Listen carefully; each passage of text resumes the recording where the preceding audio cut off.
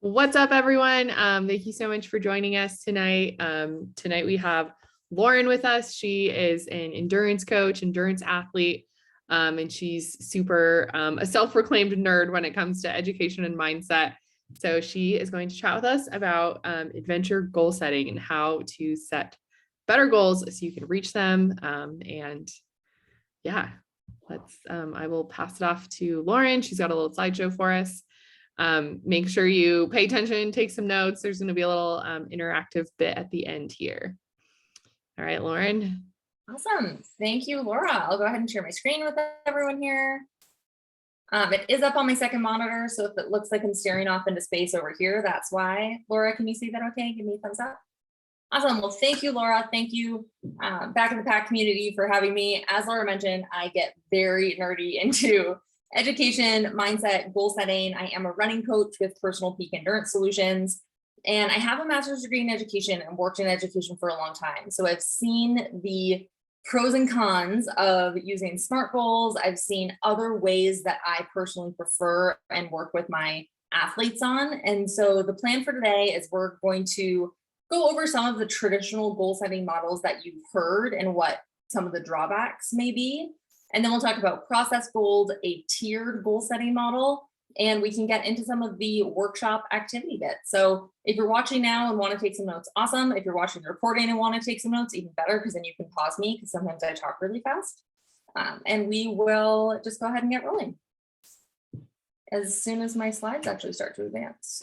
There we go. Okay. Again, my name is Lauren Kelba. I'm Lauren E. Kelba on Instagram. Some of you may know me as my former run coaching account was Lauren E. Coaching. It's pretty much abandoned now, but there was a photo of me off to the left there. I don't know why it's not showing up. As mentioned, I'm a running coach with Personal Peak Endurance Solutions. I'm a road trail runner, triathlete, climber, hiker. I have a lot of expensive and time-consuming hobbies. I'm also on Strava, but I'm not super active on there either. And then, as I mentioned, I work in education. I'm an aunt, I'm Canadian. I used to live in Colorado, so very familiar with, playing in the Colorado mountains. Very thankful to have Banff National Park in my backyard here, which is just the best. And yeah, really, really looking forward to just diving into it, getting right ahead. Okay, so traditional goal setting models. Pretty much everyone's heard of SMART goals. And I've heard of SMART goals in 100 different ways where people use the word SMART with even different acronyms in there. But the most common perception of SMART goals is specific, measurable, attainable, relevant, and time-bound or timely. So, it's a formula. We look at traditional SMART goal setting models as, you want to get detailed, so if you've hit the mark or not. You want to give yourself a deadline, so if you're making progress. It's data-driven. It's very quantitative metrics. And there is a time and place for it. We'll get into that for a second, but it's kind of this gold standard of SMART goals, and people don't often think about what are other ways I can do this. SMART goals really set up your metrics in terms of failure versus success. It's an all or nothing mentality where you either hit your SMART goal or you didn't. That can be really discouraging for people because you may have made all of this progress, and we'll get into some examples here. You may have made all of this progress, but according to your SMART goal, you failed. And that's not going to give you that positive narrative for you wanting to keep going and wanting to try new things. And especially in sometimes intimidating environments like the outdoors or endurance or any of these different things, we want to lower the barrier to entry. We want to keep it fun. We want to set big, hairy, audacious goals without feeling like a personal failure. So when should I use SMART goals? I don't know why none of my photos are loading. I'm so sorry. When should I use SMART goals? SMART goals are effective when you have quantifiable metrics, as I mentioned. So data. So things that we get data from our life experiences, from things that we have a lot of experience with already. So if you're running your third half marathon, you have 2 half marathons to go off of for if you want to set a time goal or a pace goal or anything like that. Academics, we're all students K through 12. And then if you go to college or university, your grades and your GPA. And so you have a lot of data to go off of for what you want your metrics to be for your grades that term. Sales goals, metrics, Strava stats, metrics, all quantitative data. So again, SMART goals aren't necessarily a bad thing, But when we think about trying something new and trying something out of our comfort zone, SMART goals are not going to be your best bet, because you don't have enough data to make a reasonable estimate for what is realistic or what's a good time frame or what's attainable. Like realistic and attainable are practically the same thing for SMART goals anyway. So I tend to shit on SMART goals a lot on Instagram, but they do have a time and a place, like eventually. Okay, so if you use SMART goals for something that's potentially outside of your comfort zone or for a new thing, it can result in a fear of failure. We'll go through these one by one. Fear of failure. If you're someone who's a recovering perfectionist, like myself, or if you're someone who's just a high achiever and used to having 100 things on your plate at all times, you oftentimes kind of wade into this fear of I can't fail, or I'm a failure. I can't fail, or it's a personal fault against myself. I can't fail, or my friends and family won't like me, or it's not worth my time, or any of these things that we believe that just straight up aren't true. And a SMART goal can give you evidence for that. So sometimes we set SMART goals that are inaccurate because we're looking for evidence that we can't do the thing. It's a form of self-sabotage, right? Perfectionism, if you're trying to beat 4 hours in the marathon and you run a 4:01, you can beat yourself up about that for the next training cycle. And why would you use that as a training motivator, as a running coach? That is not how I would want to motivate my athletes.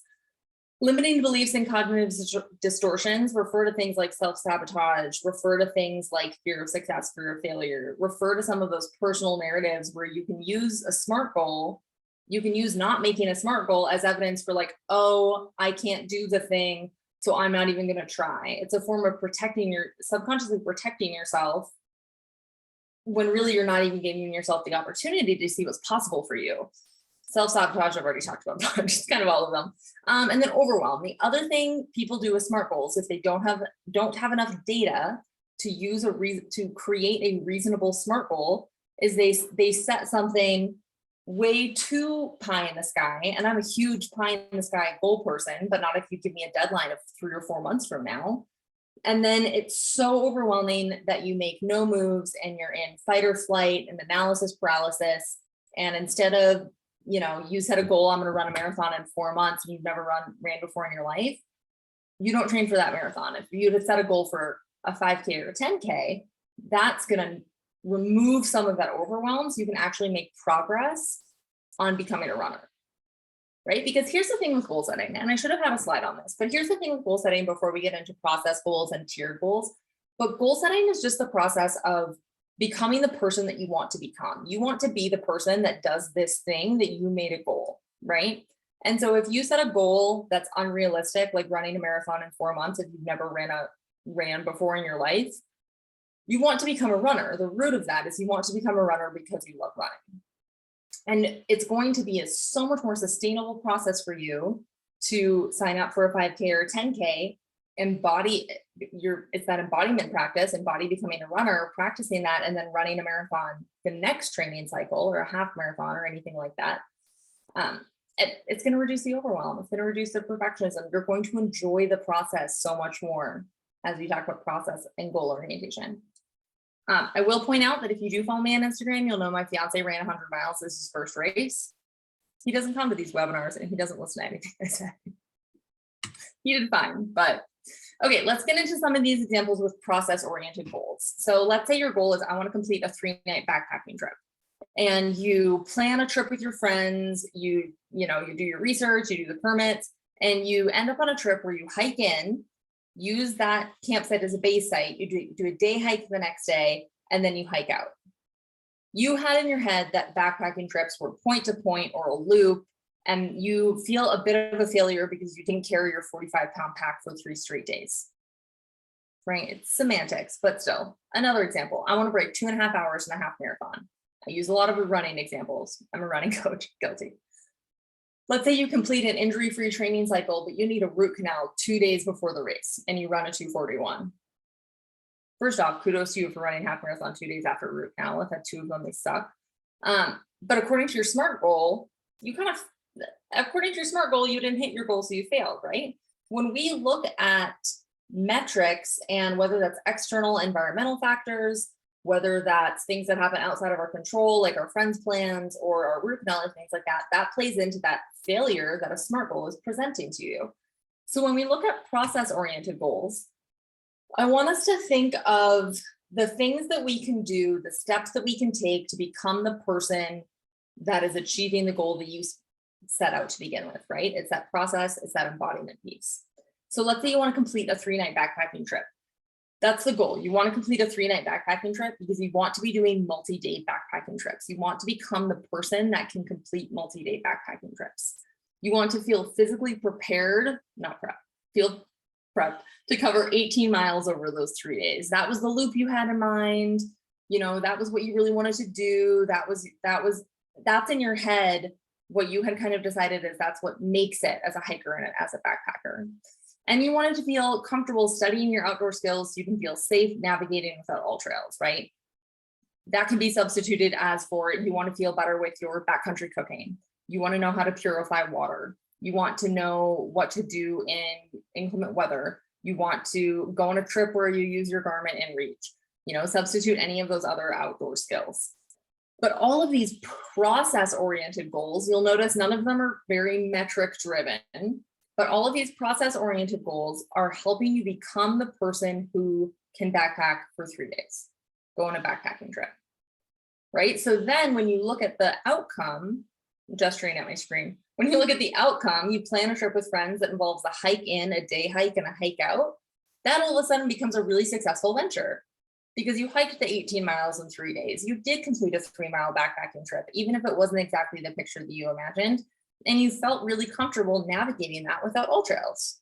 Like that, those are a lot of wins. That's really exciting. If we look at the half marathon example, you know, the metric driven goal, this is a bit of a SMART goal. The metric driven goal is you want to run a sub 2:30 half marathon at a sub 11:26 per mile pace. The process to get to that point is of course following the training plan. But you also want to strength train after running 3 days per week. That's really important to you. You've gotten injured in the past. You want to be trail running and hiking eventually. So you know that strength training is good for you anyway. You also know this course. It's your local hometown half marathon and you know there's a hill at mile 8 and god damn it, you want to run up that hill at mile 8. Even if you walk the whole rest of the thing, you want to run up that hill at mile 8, right? So when we look at the outcome, completes an injury-free training cycle, but needs a root canal 2 days before the race, runs a 2:41. All of a sudden, again, we've reframed that outcome to be like, look at all of these wins, injury-free training cycle, minus the root canal, but we're not talking about that as an injury, right? Injury-free training cycle because you were strength training, because you stuck to the plan, you ran up that hill at mile 8, hell yeah, that's awesome, good for you. All of a sudden, the same outcomes that looked like a failure according to your SMART goals look like all of these wins and successes when you look at them according to process-oriented goals. I know I'm going through this a little quickly, but bear with me. We're doing great. Okay. No. Okay, there we go. You need a plan. Let's get into tiered goal setting model. I love process-oriented goals. Tiered goal setting models, in my opinion, is like the cream of the crop for if you are diving into something new, you're looking for a new adventure, you're looking for a new challenge. Tiered goal setting models is the way to be. So oftentimes you'll hear this as ABC goals, but sometimes people interpret it as you have to have an A SMART goal, a B SMART goal, and a C SMART goal, which is not exactly the point. So you want to think of your ABC goals as your stretch goal, your healthy challenge, and your finish. And we'll go through each one of these, but your current SMART goal is somewhere in between your stretch and your healthy challenge. That's probably where you've gotten used to setting your SMART goals, is not quite as high as the pie in the sky, what you really want to be doing, and not quite as higher than the healthy challenge goal. So it's just hard enough to be overwhelming, but not hard enough that you feel like it's this pie in the sky, deep burn in your belly kind of goal. It's like right at that sweet spot where it's just a little uncomfortable, but not fun, right? Not an awesome spot to be. So your stretch goal is your pie in the sky perfect day. right? Respect the season that you're in, but you have to give yourself the opportunity to try. So when I say respect the season you're in, I'm referring to the staying injury free. Again, I'm not telling you to be attainable, because I think attainable goals are bullshit. I think unrealistic goals are the bomb, and everyone should set unrealistic goals at some point in their life. And I think your stretch goal also does not need to have a deadline. Your stretch goal can say, you can say, I want to run 100 miles, 100 miles. That's the only thing you've done in your life is maybe a trail half marathon. And you can say, I want to run 100 miles, and there's not a deadline on it. That's your A goal. That's your embodiment piece. That's your perfect day.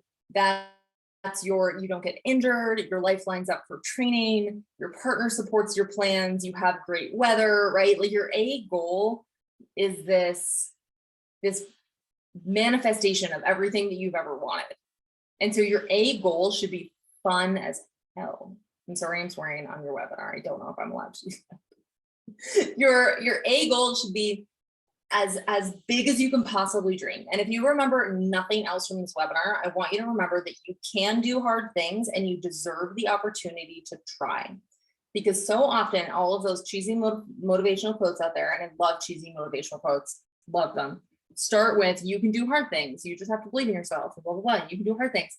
But the missing piece of that is that you deserve the opportunity to try. So if you haven't sat down to think of your A goals, you might find that little voice in the back of your head going, well, that's not realistic. Why would I even bother? That's too big, right? Like, you deserve the opportunity to try. Sit down with your A goals, think about it. Think, if I had no naysayers in my world, including myself, how would I approach my A goal? Feel really passionate about it. Your healthy challenge is the, I know this is possible for me, even with external and environmental factors not going my way. So this is potentially an exact date in mind. This is potentially my first Ironman. I was commuting 2.5 hours every single day. I was like, well, this isn't an ideal world, but we're going to do our best, right? This is managing a little bit more of the real life scenarios of work, of commuting, of you're getting over an injury. This is where you learn to utilize your resources. This is where you build resilience. This is where you really embody the identity, because, you know, we don't have perfect A days all the time, right? And so your B goal is a little bit of, we're going to make it happen because I have built to this. I've put in the work. I can do really well. I can do really well in the rain because I practiced in the rain. I can run up a hill because I practiced running up hills. Cough, cough, Laura. I, for one, am not, you know, as a triathlete, I have to practice open water swimming. So when I go to a race, I'm not like, oh my God, a lake. Like, I've never seen that before in my life. So your healthy challenge is, I know this is possible for me, and I don't need everything to go my way. I can manage the small roadblocks. I can manage the small bumps. I can manage the small obstacles because I've put in the freaking work. So your B goal is not the write-off. And honestly, neither is your C goal. Your C goal is your purpose and your why behind the attempt. I've talked before about a bit of the embodiment process. Your goal is the manifestation of the person that you're trying to become to achieve that goal. So it's for the love of blank, you're attempting blank. And so this is a really fun exercise, and we can do a little bit of this at the end. This is a really fun exercise to brainstorm all of the different A, B, and C goals that you have in your life. You always want to start with your A goals, but by the time you get down to your C goals, it can be, okay, on my A goal list, I said I want to run 100 miles. That's because I really love running and I really love the outdoors. I really love trail running specifically. One of my A goals, some point in the future, not next summer, because I'm gonna get married, maybe the summer after that, but I really want to do the San Francisco Marathon. Excuse me, I want to do the San Francisco Ultra Marathon. And you start the race at midnight the night before, you run the course in reverse, and then you run the San Francisco Marathon with like 30,000 people the next day. I love running, and I love a healthy level of challenge, right? That's not a trail-oriented goal, but that's something where I love running and I love a healthy oriented, like I love a challenge. I want that growth opportunity. If you're making a goal to climb, you can say, I want to make a climbing goal because I want to do more things in the outdoors. right? I want to experience more of the outdoors. If you want to buy a stand-up paddleboard, which is surprisingly difficult, if you want to buy a stand-up paddleboard, you can say, I love the water and I don't want to go whitewater rafting all the time, or pay for a guide, or I want to experience the lake that's in my backyard. And so your C goals are really, what do you want your daily habits to look like? What do you want your week? Like if you bomb your half marathon, but you finish that half marathon, that's such a big accomplishment if you just love running, right? So your C goals are where we're finding those wins, we're finding the silver lining, we're doing it because we love it. And if you had only set your SMART goal, which again is typically between your A and your B goals, you don't have the opportunity to appreciate those C goals, to have gratitude for those moments, to have gratitude for the process, to just really believe in the purpose. There's a lot of cheese in this presentation. I'm a very cheesy person. So. Okay, if you haven't written that down, please do. A, B, C. It's the best exercise of all time. So benefits of the tiered model. And this is why I like using it so much more than SMART goals. Benefits of the tiered model allow you to dream really, really big. Like I said, it's the most fun thing in the world to sit down with a glass of wine and write out your A goals. It's like this wish list of everything that you want to do. And if you wrote it as a SMART goal, it would be really intimidating. And if you write it as a wish list, it's like, oh my God, my life is so cool. I'm an awesome person. So they allow you to dream really, really big. It allows you to celebrate all of your wins. Like we talked about with process-oriented goals, and particularly those C goals where you're doing things for the love of it and for the fun of it. It allows you to celebrate all of those wins. It's not a consolation prize. It's not a pity party gold sticker. They're actual real wins that are happening in your life, and we can celebrate them. It keeps adventuring fun, right? If you set a goal to flash this one climb and you fall on it and you feel like you failed, you're not going to be super encouraged to keep setting climbing goals, because you're going to be like, oh, I just failed that last one. We want to keep adventuring fun, right? Goal setting is something that should stay fun. Unless it's your boss giving you SMART goals for sales metrics, your goals can be so individual and up to you, and it just keeps life enjoyable. It keeps adventuring enjoyable. It keeps endurance enjoyable, all of these things. And then, as I said before, it allows for qualitative wins. So what I mean by qualitative wins is things that you can't necessarily measure with a quantifiable metric. So feeling comfortable with navigation. I guess you could quantify this, but not having GI issues during a race. Feeling like you're not bonking during a race. Feeling like you are keeping a good pace while stopping to take the photos that you want to take. Feeling like you can go on a hike and still have your friends over for dinner, and that hike doesn't completely drain you for the whole weekend because it's just becoming so much more a part of your routine. So those qualitative wins are the daily wins, the daily pieces that we can incorporate throughout your whole time. So throughout your whole process of achieving these goals. Okay, so questions to ask yourself before you set your next objective. And if you want to take a picture of these with your phone, if you want to write them down, these are really good questions to start to consider before you go through A, B, and C goals, but they're really just there to help you brainstorm what is possible and currently where you're at. This is where we go from a little bit of the A goal to the game plans, right? Whether you're looking at training plans, coaches, virtual communities like this one, resources that can help you achieve those goals, things like that. So what is the purpose of this season? What is the purpose of this season of life that you're in? Is the purpose to push your limits, to get really uncomfortable, to grow, to see what's possible for you? Is the purpose of this season to maintain, right? You have other things going on in your life and you want to maintain the goals that you have. You want to maintain the level of adventure that you have, the level of fitness that you have. Maybe it's a maintenance season. Maybe it's a season of change. Maybe you had a scary run-in with a bear and now you want to focus on climbing for a while because you kind of got to dip your toes back into hiking. You're ready for a bit of a break, right? So you want to think of what is the purpose of the season. If you want to change your mind halfway through, that's totally fine. It's your life. You make the rules 100%. For me personally, the purpose of my 2022 is a lot of racing. I'm finishing up a lot of COVID cancellations and deferrals. And last year I tried to do a race that was canceled by a bomb cyclone of all things. And so this year I'm doing a lot of like structured training for races. And then next year, my fiance is moving to Canada and we're having our wedding. So that is not a race season for me. That's going to be like a fun exploratory season. I'm going to take Garrett on every hike I've ever done. Right? So think about the purpose of the season you're in, not just for your adventures, but for all of the other areas of your life. Second thing, where am I currently at? If I'm in a season where I really want to be challenged, what would be a challenge for me right now? If I can comfortably hike 5-6 miles, should I be actively seeking 8 and 9 mile hikes? If I'm pretty good on a 10-mile day, should I just run a trail half for fun, see what happens, and use the aid stations? And so really gauging where you're currently at is not to look at what's attainable or realistic, but just to say, okay, if I'm in a season of maintenance, what is my minimum for what I need to complete adventure-wise, fitness-wise, all of these different things. If I'm in a season of growth, what should I be striving for? If I'm in a season where adventuring completely is going to take a back seat because other things in my life are going on, maybe you just schedule like 1 day a month to spend some time outdoors. It could be a park. You don't even have to go hiking. Just set up a hammock and read a book. Take a beer, you know? On an ideal day, what other wins could I celebrate?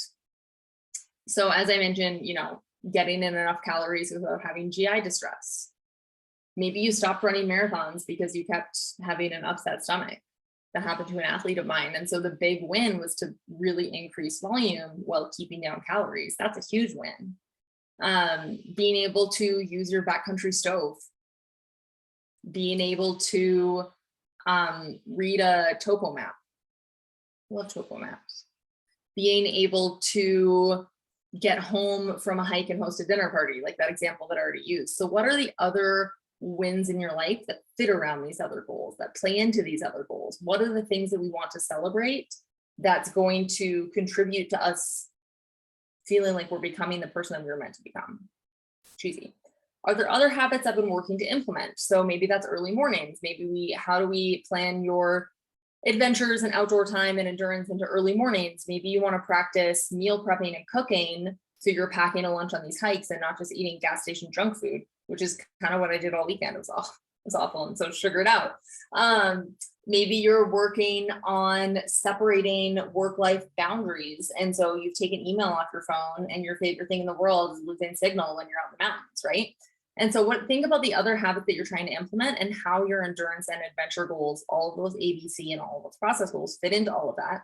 And what if I let go of the fear of failure? This is the pour a glass of wine and write down every A goal you could possibly think of. If there's the ultimate cheese ball of quotes, what would you do if you knew you could not fail? It's not so much about avoiding failure as being okay with it. We can't avoid failure, right? Like Ironman California getting canceled by a bomb cyclone had nothing to do with me personally. It was just crummy timing. And so if I let go, that's not my fault. That, according to my SMART goal, is failure because it didn't even happen. But if I let go of my fear of failure, what can I imagine for the next race? What can I imagine for the person I was in the moment when I found out the race was canceled? What can I do when Garrett gets here, right? He has no sense of failure. That's why his first race was 100 miles, right? What can I learn from that experience? And so what if I let go of fear of failure can be a hard question to break through, especially if you haven't considered your fear of failure. Because maybe you're sitting here being like, Lauren, I got this. I'm not afraid of failure.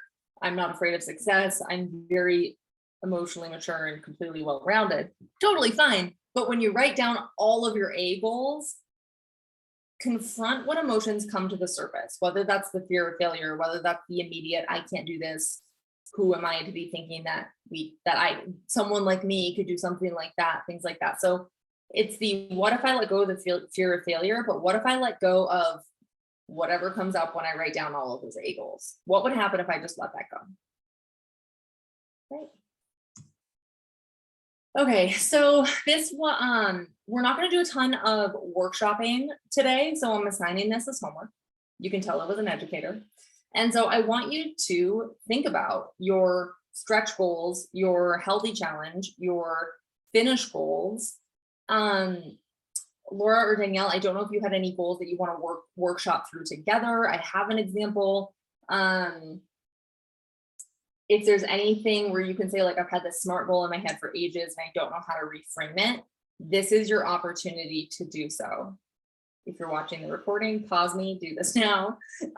If you're here live, I can't tell how many people are now here. I've lost the Zoom completely on my 2 monitors. Laura, is there anything in the chat? It's just the 3 of us. I can say personally, like, I really like this approach, and I feel like I kind of unknowingly, I guess, adopted this approach, and kind of particularly like thinking about like seasons of life. I had a chat with my running coach earlier this year about, like, I had originally set the goal of running, I DNF'd a trail 25K last year. I made it to 13.1, and then I didn't make the time cutoff. So that was kind of like my goal this year, was like run another one. That was my original goal. And then we like moved cross country, and our entire lives have been like uprooted. And so I kind of like had to switch my mindset of like, okay, like what, season of life am I in? And so I kind of switched to be like, okay, like now we're in Colorado. Like, I know a lot of that's going to be adjusting to like the altitude here, coming, from sea level. And so kind of just like took it a few steps back, and I'm now just in kind of this like foundation building. And so like, that's just like the season I'm in. And like, at first it was a little bit of an ego pill to swallow, but now I'm just like, screw it. Like, I'm going to run my little 7-mile circ races. And I mean, they're still going to be hard. Like, I mean, for where I'm at now, and like, they're still going to be like kind of in that healthy challenge zone of, at elevation and high vert, but definitely like, yeah, really like stepping back and thinking about like, what do I actually want out of the season? And then thinking about like my stretch goals are, I mean, I can't like really name any super specific ones right now, but just knowing that it's kind of like, this really badass mountain athlete, and knowing that like part of that is setting a really strong foundation. So kind of like going backwards in time is kind of what it feels like, but it's really like, like keeping that end goal in mind of like, okay, like your end goal is this like badass mountain athlete, but like you can't do that without like a super, super solid foundation. So like spend this year doing that, and then next summer, like work into some of those bigger goals. So I love that perspective. Because I love how you just phrase that as like, when you look back, you need to have this foundation, but you didn't give yourself a deadline of I'm going to become a badass mountain athlete by July 1st of next year. Like, because that's not a piece that's not an end goal. That's not a finish line that you cross where you get a letter in the mail saying like, Lori, you're now a badass mountain athlete. Like, there you go. And so I love how you think of that as like, the present day, what am I doing now to serve my A goals, whatever they may be, whenever I get there, with no pressure, with no deadline. I also love your perspective for how you look at the internal versus external when you talk about seasons of life. Like, I don't know if you caught that, but you said, there's the internal, like moving cross country, choosing to focus on work and setting up a home base. And that's so internal that can be quite emotional, these different things. And there's also external things like running at 9,000 feet when you've been living at sea level. And so recognizing that the season of life that you're in has to do with internal and external factors. And there's not one thing that makes us immediate mountain athletes or personal failures according to our SMART goals, right? And so there's so many moving parts, because our goals are holistic, and we're holistic whole humans, and your goals don't exist in isolation from the rest of your life. I love that perspective. There's that quote, I think it's David Roach, and I just always come back to it, as like, your body doesn't know miles, it knows stress. Yes. So I'm like, even though this move is like super great, it's like, it's still been like super stressful, and I just have to like like, okay, like that's still as great as it is, like there's still like some mitigation there that I have to do, and for like in a training plan. Have you read his book, The Run Happy One? Yeah, Happy Runner. Yeah, Happy Runner, that's it. I used to tell this to students, working in education too, is very similar to how your body doesn't know stress, or your body doesn't know miles, it knows stress. Your body can't tell the difference between different types of stress. And so if you're feeling stressed about a move, if you're feeling stressed, like you put this goal that's too much pressure on yourself, if you just got broken up with, if you are trying to start a new business or a new job, any of these different things, if you show up to race day emotionally depleted, that may not have nothing to do with your training schedule. It might be because of the stress in all of these other areas of your life. So that's why those questions too are super helpful. Like, where am I now? What is this season of life? What am I hoping to get out of this? Do I have the capacity to put extra stress, whether that's training stress, adventure stress, miles, anything like that? For sure. For sure. Yeah. Awesome. Well, that's kind of the workshopping piece. Like I say, I'm hoping for folks who are watching the recording, I'm hoping you paused. I'm hoping you did this. If you want to sit on it, I always call this planting seeds. I do this with athletes. I do this with students. If you've never considered your A goals before, if you've never considered this, me planting the seed, right? This is me giving you permission, because some of us need permission to dream really freaking big, unbelievably freaking big. And that's not to sound like a total cheeseball, but if you've never sitting down and given yourself the opportunity to brain dump anything and everything you could ever do, it's the most freeing experience ever, and it's so fun. Thank you again. Thank you, Laura. Thank you, Danielle. Thank you, Backpack community. You can find me on Instagram, Lauren E. Kelba. You can email me at lauren.kelba@personalpeak.ca. As I mentioned, I'm also on Strava at Lauren Kelba, but I'm not on Strava super frequently. So, but yeah, thank you very much. Any questions, comments, concerns? Oh, these slides, I'm sending them to Laura, so she will put them up in the Mighty Networks community as well. Awesome. Cool. Yeah, that was super helpful. Thank you. I definitely will be pouring myself a beer and thinking about some of these goals here.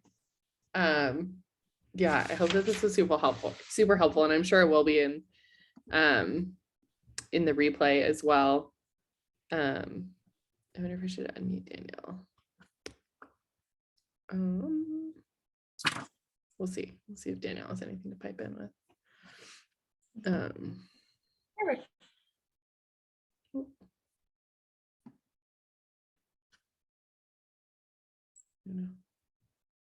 Like, I can unmute her. I think she has to unmute herself. She's probably like in the car still. Okay, I'm gonna stop recording. Mute people. I don't know if you can unmute people. Yeah, which makes sense. Like, you don't want to like unmute someone and they're having like some weird private conversation. Yeah. Yeah, I really like that. That's like so much better than SMART goals. So much better than SMART goals. SMART goals are my biggest pet peeve in the world. Like death to SMART goals. Well, honestly, do you follow Shannon at Macaulay Performance? I think so. That sounds She's familiar. not super active on social media, but her and I bond a lot over disliking SMART goals. That's awesome. Love to pay attention to that a little bit more. Yeah, I do think she comes up on my feed. Cool. Okay, I'm gonna stop recording this. Thank you so much, Lauren. This was super awesome. I'm super excited to hear about everyone's stretch goals. We should share them. We should cheer each other on. Stretch and challenge. I mean, all the different stages of that tiered goal setting. I'd encourage you all who are watching this to share those goals within the community. There is actually a question when you first join that says, like, if you could accomplish anything outdoors, like what would it be? So share your stretch goals there. Share your challenge goals and your finish goals, like, with one another, and support each other and cheer each other on, and hopefully find like an adventure buddy to do these things with. Looks like Danielle unmuted her. Oh no, Danielle. I'm here. Hi. It's okay. I was like, I don't know if she like has questions or wants anything to say before I like stop recording. Oh, I didn't want to be recorded. No, I just love the tiering of setting the goals, and like how the A should be like something super badass. Like something that you feel like we're badass. Huh? Exactly. Like, because you don't have to be this crazy person to do these like crazy goals. Like that is exactly how you work towards something that you feel like is unattainable, is you pick something that you really want to freaking do and you work towards it. And like, hey, we may be slower at doing it and we may, you know, take longer to get there or whatever, but like that doesn't mean we can't do it. And I think that's what this is all about. So I loved the way that you broke things down to, you know, attain those goals. I loved it. Oh, yay. Thanks, Danielle. Awesome. Okay, I'm gonna stop recording. Thanks, everyone.